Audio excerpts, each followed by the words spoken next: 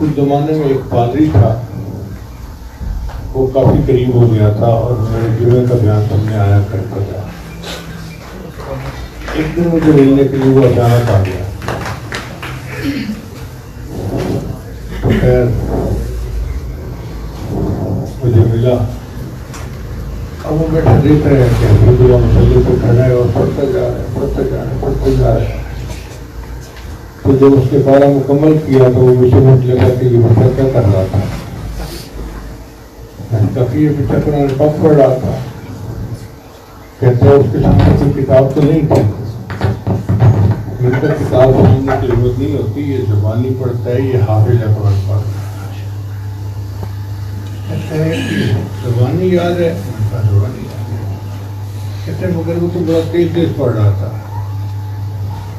اس کا ذہن یہ تھا کہ وہ سوچتا کہ آگے کون سا فکر ہے، پھر دوسرا فکر سوچتا، پھر تیسرا، اس طرح پڑھتا۔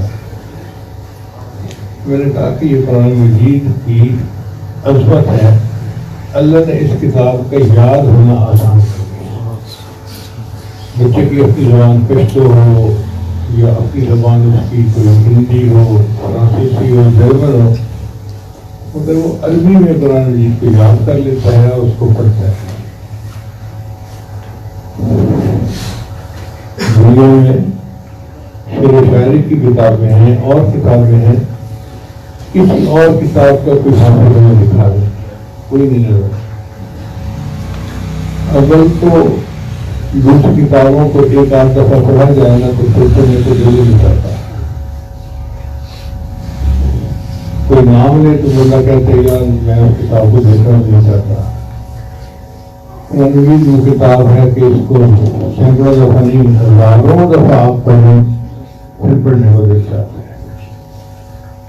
آپ نے سورہ قل هو اللہ احد کتنی دفعہ پڑھی ہوئی زندگی میں، پھر پڑھنے کو دل چاہتے ہیں۔